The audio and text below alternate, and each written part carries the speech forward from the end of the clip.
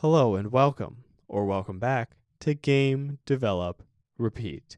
I'm your host, Chris, and today we're keeping it simple. We're talking about a game that I love, what makes it special, and what we, as game developers, can learn from it. Today's game holds a special place in my heart because I started playing it on stream, and the community behind this game came in, started watching me, started joining into the fun, started messing with me a little bit, and really invited me in to play this game. So then I was like, you know what? I'll keep playing it a little bit more. I'll keep going with it.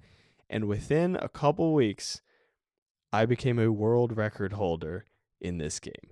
That sounds significantly more impressive on paper than it actually is, and I will tell that story in a moment.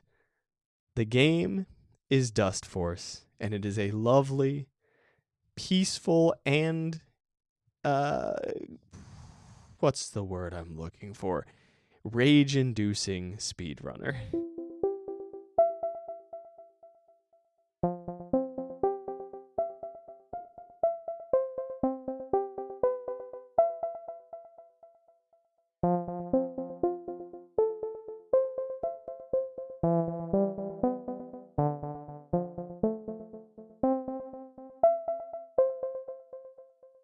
Dustforce is a game in which you walk around on platforms, sweeping up dust. Sometimes you attack things that are covered in dust. Sometimes you're sweeping up leaves.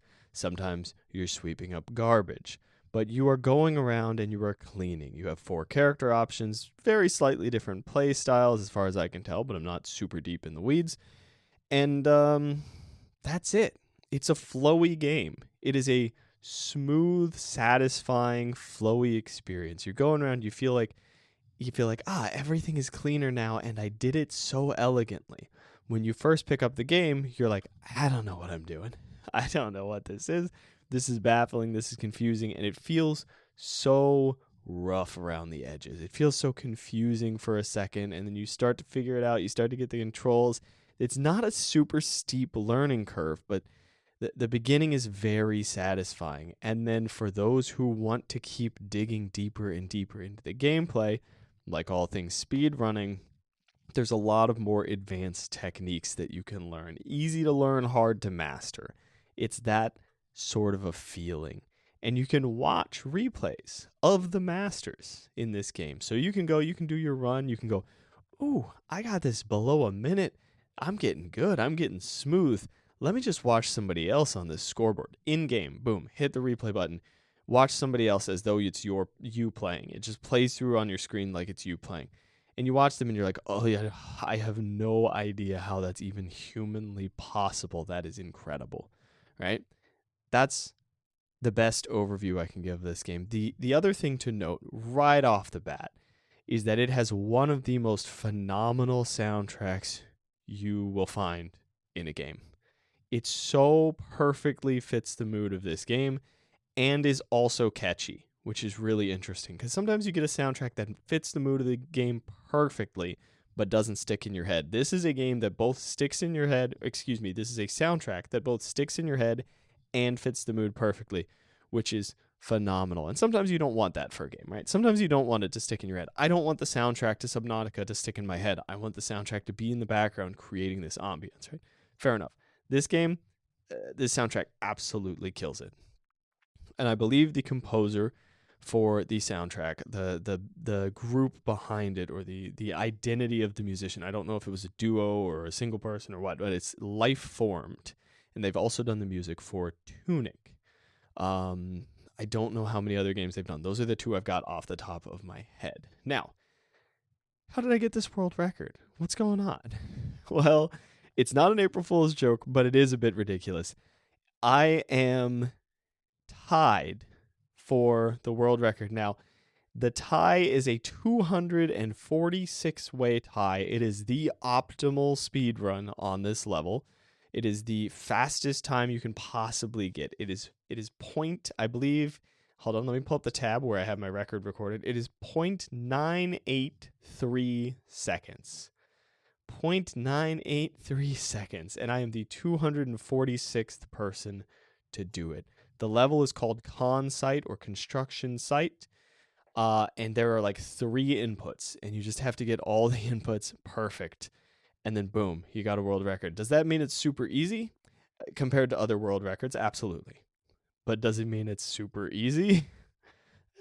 Not really. It's kind of it's a little monotonous. And if I did not have a stream cheering me on and a community watching this, I don't think I ever would have gone for this. It's just the guys in the Dustforce community, the folks in the Dustforce community, excuse me, were joking around and being like, "Huh, maybe we should try to bait that new guy into trying Consite." And they didn't know I was watching. And I was like, "Hey, that's me." And they're like, "Oh no, he knows." Like he found out that we're gonna try to trick him into it. And then I was like, "You know what? I'm gonna do it. That sounds like a good time." Started trying it, managed to get it with the guidance of several of their like top players, just hanging out in my chat and going, "Hey, you should try this, try this." There was one person who was repeatedly going and looking at my recordings and going, "Hey, this is the frame that you missed. This is where you messed up." Like instant feedback from the community. "Oh, you were 1 frame off, and this is the exact frame that you missed." That's incredible. That is some wonderful feedback from some very dedicated players of this game. If you like a speedrunner and you like it to be a little zen, you like it to be a little relaxed, that's what this game excels at. You will be super frustrated in one moment. You will hate it. You will be losing your mind, and you'll switch levels or you'll chill out and you'll just listen to the soundtrack and you'll go, "Man, I am flowing. Everything is going so smoothly. I'm just sliding up these walls like it's nothing. I'm cleaning everything perfectly. It looks so good. The animations are beautiful. I've gotten so good at this game. This is delicious." It will just feel like you are a master at it.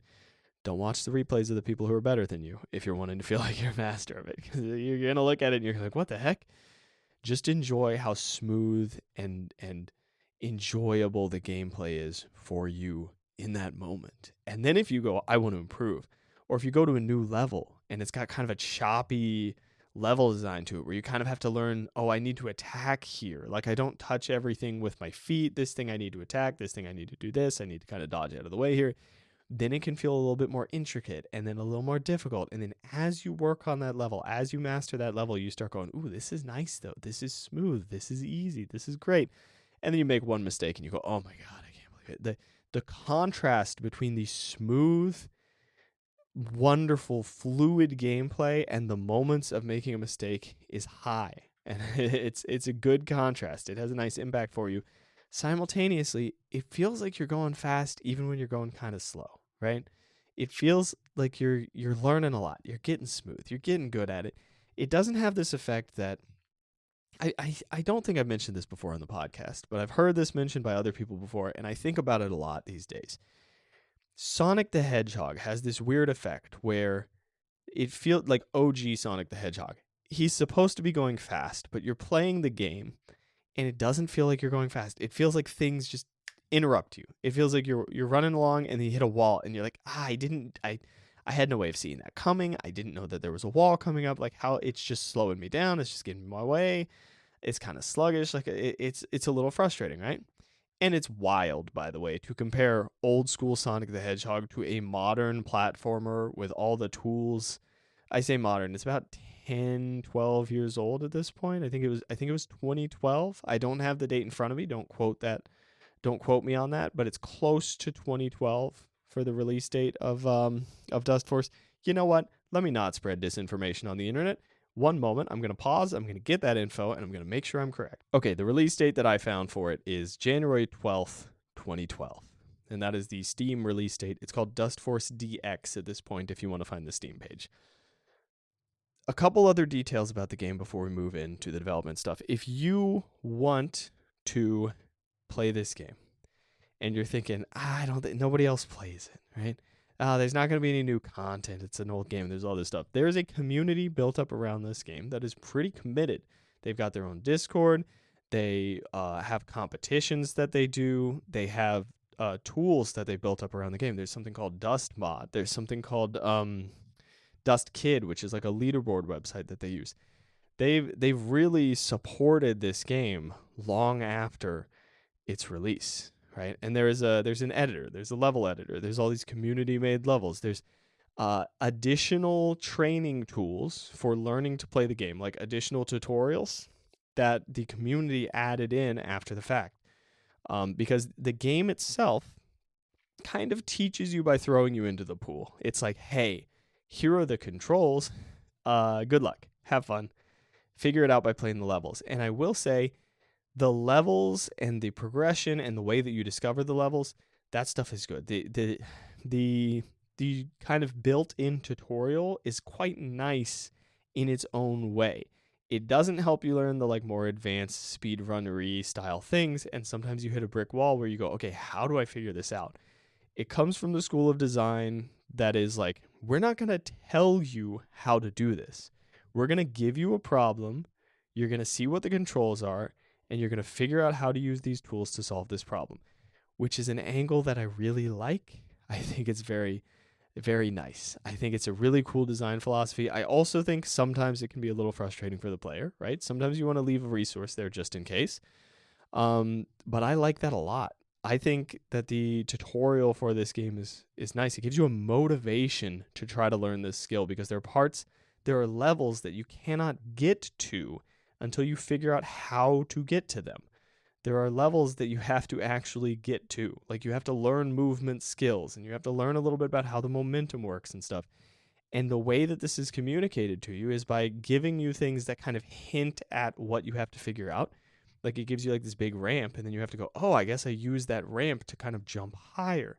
That's much more interesting than just giving you a block of text that says use ramps to build up momentum, right? Like I'd much rather see it in a lot of ways, right? So that's nice. It's solid stuff. But there are additional resources for you through that whole Dust mod thing and through the community. And this is a cool community. I like them a lot. They're cool guys. Hello, Dustforce community, if any of you happen to run into this episode, and thank you for being so cool.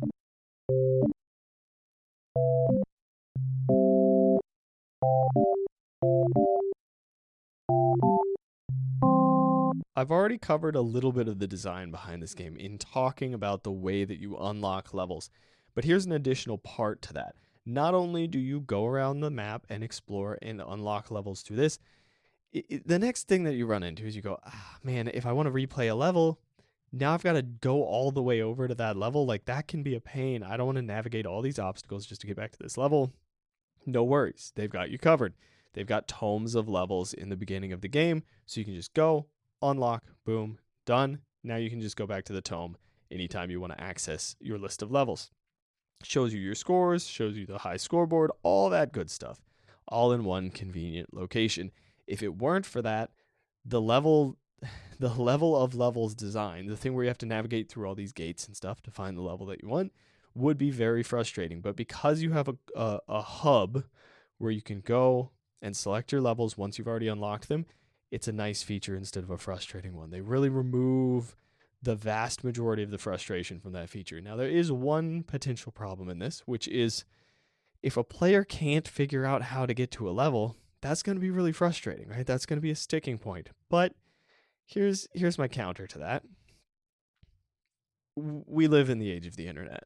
That's kind of my counter to it. We don't need, if you're two options, and I know this is like a false dichotomy, there's other options, but let's just throw this out there for a moment as like a design choice. If you have two options, you have present the player with a challenge that you think most players will be able to figure out, and you've like play tested it a little bit, and generally people are able to struggle against it, have a little bit of a challenge, and then figure it out, versus telling them, oh, this is the technique to get through this, right? This is the technique to get through it the first time they encounter it, or like the third time they try, or whatever. I prefer giving them the struggle because in the modern era, if they get frustrated enough that they want to look it up, they can look it up. If I give them the solution when they're still trying to figure it out, that kind of sucks. It's kind of like, let me just take the wind out of your sails there, bud. You've been working hard on this for 20 minutes, but here's exactly how you do it. And you're like, dude, I almost had it. Like, don't ruin this for me, right? Let them have the satisfaction, or let them go look it up if they want to. Maybe you include a reference within the game. There's a million middle points here, right? There's a whole bunch of different ways to design, but I do like the choice of saying, we're going to present you with this challenge, and you can figure it out. Like, we trust you as the player to be curious enough about our game, to be interested enough in our game, to try to figure out this challenge. Now, that means you've got to get them interested before then. That means you've got to make it worth their while. The player has to trust you. The player has to get to that point and go, this is worth figuring out. I'm invested. I'm interested. I want to learn this skill. If the first thing you do is throw them against a brick wall, it's going to, maybe it'll appeal to some people, right? Like a Dark Souls kind of a thing, but you got to get them invested somehow, right? But that's the other part I like about that, is it speaks to a confidence. It speaks to the designers going, no, we know that they're going to be willing to try this. We know. We don't need to tell them exactly what to do. By the time they get to this point, they're interested, they're curious, they're trying to explore, they're trying to figure it out, and we trust them to think about it and figure it out and engage with the game, really interact with it, play with it, not just play through it. You know what I mean by that? Like, there are games that you play with, and there are games that you get through. There are games that are like more of a movie, which is great. I love JRPGs. We've talked about this before. I love a game that's just like a story and a grind. It's really enjoyable for me. Why? I don't know. Whatever. I just do. But I also love a game that invites you to figure it out, right? We look at other major success stories like this. Minecraft. OG Minecraft did not have any recipes built in. You just had to throw stuff together. You just had to figure it out, right? You just had to go, what are these? This kind of looks like a pickaxe. Oh, hey, there it is. There's my pickaxe. Maybe this shape will give me an axe. I don't know. Let me try it. Oh, boom, there it is. That's sort of an idea. And I love that. I think that's deeply enjoyable. Now, leaderboards. This is the biggest, smallest design element in this game. All right. It is the most impactful feature that doesn't seem that huge to add in. The networking stuff, oh, I don't even want to think about it. The replay system, I don't know what's going on there, but it's sick and they've executed brilliantly. Now, just giving people a time, giving people a score on their level, giving people a, hey, this is how good you did, and then saving it into the system, pretty straightforward. If they didn't include that in this game, I don't think we'd be talking about it right now. I wouldn't have gotten so hyped about it. I wouldn't have gotten so deep. I mean, I love this game. It's a beautiful game, don't get me wrong, but I don't think I would have come back to it, and I don't think there would be a community built around it. I think that the leaderboards are a feature which is totally optional to engage with, and for those who wish to engage with it, adds so much to the game, especially when you look at the way that they've implemented the replay system. It's marvelous, because then the players can teach each other. They can learn from each other. They can choose to learn from other people's replays or not. And you can have this global scoreboard in the competition, and it's nice. It's well implemented too. It's just a smoothly implemented leaderboard. Now, in my game, I didn't intend to put a timer into it when I was making my game, when I was making Soot. I had no interest in like putting in that kind of feature initially. And then at some point it occurred to me, I was like, wait, I should put a timer in this just in case somebody speedruns it one day. You know? I was like, I should just put a timer at the bottom and give it like 2-point accuracy at the end, right? Like, and then display your score at the end of each level. Why not? That's really easy to implement, and I think it'll add a lot of value to the game. And I did that, and some of the people from this community went and they tried my game, and because they were speedrunners, and then they kind of kept playing with it, and I saw them get excited. I saw one person. I watched one person's VOD of them playing the game on stream. I got to watch him. His name was Game Duck. He's a speedrunner for the Dustforce community. He's pretty good. I was watching him go through my game and watching him work on these glitches, watching him try to figure stuff out and getting hyped about his time. And that was like no coding for me. That like implement a timer in like a day. Not even. You can just throw a timer into that game pretty quickly. The whole leaderboard system, that's a lot more. But now you've given people the ability to track it on their own. So for the right game, not even like a countdown timer, just a timer, just something that says, here's how long it took you. That can have a huge impact, you know? And there's timers that speedrunners use, but then they have to define their own times and all this stuff. And sometimes they'll use a different timer because the in-game timer is not that great. Okay, fair enough, right? Like, that's the thing. But I do think including one within your game, if you think it will be of value to people, and it's not like intrusive, is just a potential massive benefit, right? For the player. They might love that. And if you really don't like the idea, turn it off. Put a little setting or something, a little harder to implement, but still pretty straightforward, right? So that's my thought on timers. Let's do a little bit more check-in on my own development. I've been developing on stream on twitch.tv/anxiousbuddha-games. I've had a few people pop in, people helping me out with my programming, and that's what I want to talk about. The folks that have been helping me out with my programming, I appreciate it so much. I have learned things. You would think that I would know certain basic things about programming, right? Because like I've made a game. But when you're self-taught, you have massive blind spots that you have just not thought about. You have these huge gaps of knowledge. And then somebody else comes along and they're like, hey, why don't you do it this way? And you're like, huh? What do you mean do it this way? That's an option?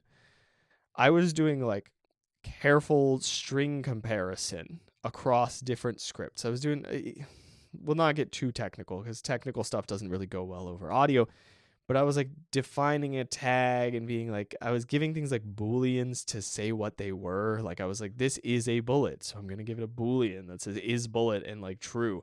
Like I was like doing stuff like that, weird stuff. And then having the other script reference it and go, oh, it's a bullet, right? Like weird things like that.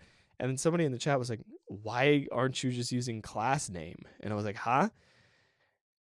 I misunderstood them initially, and then I went and I gave the class a class name, and I went, oh my god, everything can just access that, and I had no idea that was a feature. That is the extent to which I did not know basic stuff. And when you get outside eyes on your code, suddenly you start learning a lot more stuff. You start learning a lot. They've started showing me some patterns. I'm not even going to dive deep into it, but there are some things that are just like embarrassingly simple that I was not using. And for those of you who are self-taught or are working on a project and feeling like, man, I don't know how to do all this stuff. How can I possibly make this game without knowing all this stuff? How can I possibly move forward with this? This is so frustrating. And there's like two things. One, you can absolutely make a game with sloppy code. All right. You're going to have a lot of bug testing. You're going to have a lot of issues. You just got to make sure that in the majority of cases it works. You got to make sure that it works well, even if it's horribly optimized and like really sloppy. Like if you're a solo dev, you're probably not going to have a game that is so poorly optimized that it's laggy, right? Because you're probably just not working on that scale. But you got to make sure it doesn't have bugs. That's fine. You can do that and have messy code. You can have an ugly code base because your player's not going to see it as long as it functions really well. That being said, here's the second thing. If you've got somebody on the outside who has some experience, who can look at your code, who can check it out, who can say, hey, there's a way easier way to do this. You're using a ton of if statements, and you just need to learn about this thing called a state machine, which, by the way, I'm still figuring out at the moment. Or like, hey, you could use an enum here, right? You don't need to use a bunch of ifs. You don't need to use like a set of Booleans. You don't need to use this. You can use all these different tools that you're not thinking about using. Get a little bit of that outside perspective if you can. Or watch other people who are like good at coding or even not good at coding. Watch what they're doing. I've had a couple things where one of the community members is like, sees me do something and then goes, wait, what's that? What is that node in Godot? I'm like, oh, this is just a notifier for this thing. And then I was like figuring out how to use it for a second. Then I remembered and then it worked. And I was like, oh, I haven't used that before, right? There are little things where it's like somebody who's way more experienced than you may just have something they haven't noticed. You know, it might just be like, oh, I've never used that because I've never needed to because I have my way of working through it and whatever. But now that I know about that trick, that might be easier. I'm going to try that out. I'm going to see how it goes. So be open to trying new things. That is a big one I've learned from my community, and God, wonderful. Oh, and let me give you a this is the most simple thing that I suspect lots of people overlook this. If you're working in pixel art and you got a sprite sheet and you're going and you're working on the sprite sheet and you're like, I don't know how this is going to look in game. I don't want to put it in the engine, whatever. And you're having to like drag and drop it into the engine every time that you resave it and stuff. Just save it as a PNG direct to the folder that the engine is reading it from, because that took me, I don't know, the entire length of developing my game to realize. And then once I found it out because I watched an Adam C. Eunice stream, and I was like, how is he implementing his pixel art back into the engine so immediately? And I looked into it and I went, oh my God, it's the simplest thing in the world. I just have to save it to the right place. Why did I not think of this? I had this moment with a community member who I'm not going to call out, who had the same moment. They were like, hey, how do you do? And I was like, oh, just save it to the thing. And they're like, oh my God, I can't believe I didn't think of that. And I bet you at least one person listening to this at some point is going to be like, oh my God, I cannot believe I didn't think of that. Because it's just one of those simple things. If you watch other people working on it, you're going to see them do something very quickly that takes you 10 times as long. And you're going to go, how did they do that? You're going to go figure it out.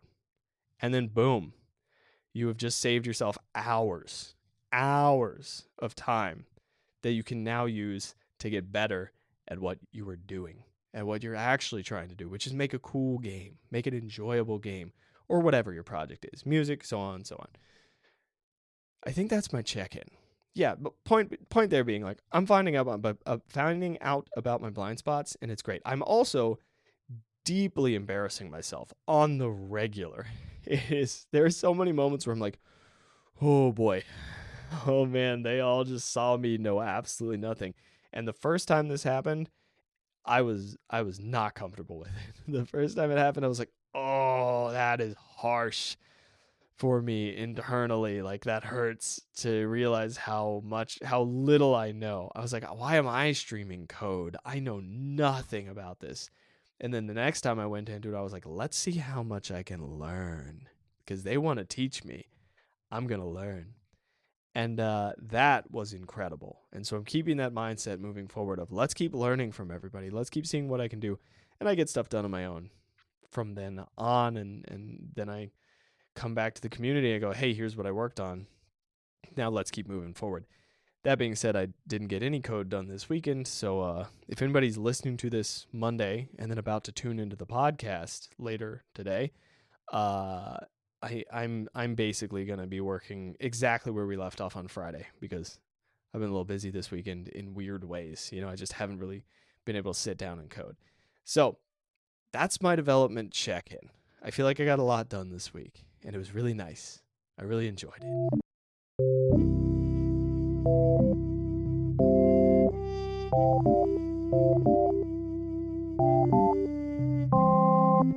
I've got 2 questions for us this week. Maybe they'll be helpful, maybe they won't. I'll answer them as I go. The first one is, if you had blind spots, where would they be? So imagine a separate you, a different you, not yourself, somebody who has your skill set. Imagine that person. If they had blind spots, where would those blind spots be?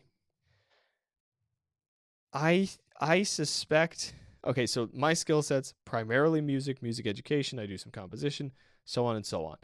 I'm also working on my programming skills, and I am building up my pixel art skills. There's a lot that I do not know about all of those things, but especially programming and pixel art. Now, if we're talking blind spots, one thing is just the stuff you don't know, the stuff you don't see, you're going to miss it, right? And we already talked about a couple of those in programming where I never looked into it. It's like, oh man, I had no idea. Like, okay, now I know that. That's great. Great new knowledge.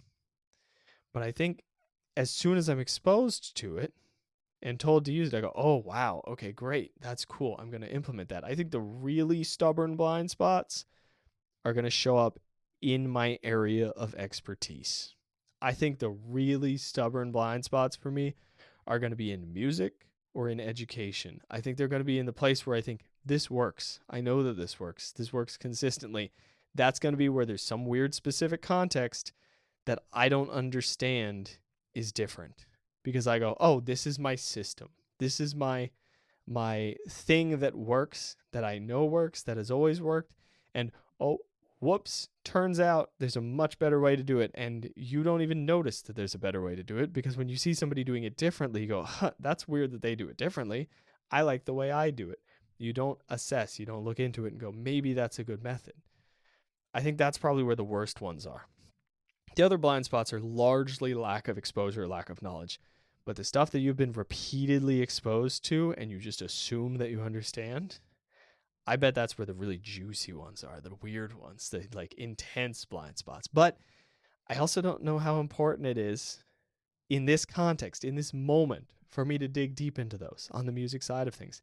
I'm not working on music stuff right now. There's no major projects that I'm working on within music. I don't need to improve my Ableton Live workflow, which is definitely something I need to improve someday. I don't need to improve my Reactor workflow. Maybe I do for podcasting. Maybe there's something within podcasting that's a big blind spot, right? But I'm getting by with it, right? So like there's no major pain points. So I have no reason to notice it. Is it worth looking into? I don't know. You know? It's worth being aware that that's probably where it is. I'm going to stop thinking about this or it's going to drive me crazy. At the moment, I have so much to learn with programming and pixel art that that's where I'm going to focus on, which is maybe part of the problem, but it's not a big problem. It's not getting in my way. Next question. What do you want to try this week? I want to try making some cool art for the game I'm working on. I want to get to a point where I'm implementing some art for it because I've got some ideas that are kind of fun, cool little weird stuff. It's the game I'm working on right now is like a monthly jam sort of an idea. It's part of the Ko-Fi thing, or coffee, many people call it. It's part of that. It's the game I'm making for that, for this first month. And I think the art for that is kind of exciting for me. I want to try that. What's something like interesting that I want to try? What's something exciting and new? I think I've just got enough going on to where I'm like, I want to keep working on these things. I want to try moving forward with my code. I want to state machines. I want to learn about state machines. I want to try using a state machine this week. I'm going to try figuring that out. I don't think I'm doing it on stream on Monday, but I am going to try figuring it out because that seemed like a good thing. It seemed very useful, managing states rather than just having these infinite chains of if statements, which would have helped me so much in my last game, by the way. I think some of the weird bugs I have in there, which are very like uncommon, by the way. I'm happy with how clean that game is, considering how the code is. Like bug-wise, it's not bad. But I had so much trouble cleaning that code because I was relying on these massive chains of if statements for like very simple behavior. So I think state machines would be fun to play with. I think that would be a really good thing to like learn this week. And then I have a tip for myself, and maybe it'll help you too. The tip for myself this week is to slow the pace a little bit. I can feel my shoulders relaxing as I say that. I'm like, oh wow, I'm being tense. I'm being really intense and tight and like wild with it. All right, so slow the pace a little and make steady, sustainable progress. I think that is very important for me and very important for all of us. That's everything I've got. Real quick plug. Anxious Buddha Games on Twitch, 2 p.m. Eastern, Monday, Wednesday, Friday. I've also got a Ko-Fi or a Ko-Fi, also Anxious Buddha Games. If you want to support the podcast, there's some additional stuff you get with that, including the non-NFTs, which are some goofy pixel art things that I make and give out to members, and the, what did I call it? The Mad Devs, which is sort of like Mad Libs for game development. We're going to be starting a new round of that pretty soon here, actually. In the next couple of days, we'll put the prompt up so people can start responding to it. That's everything for this week. You have a good week. Get out there, make some stuff, and have fun with it. I will see you in the next one.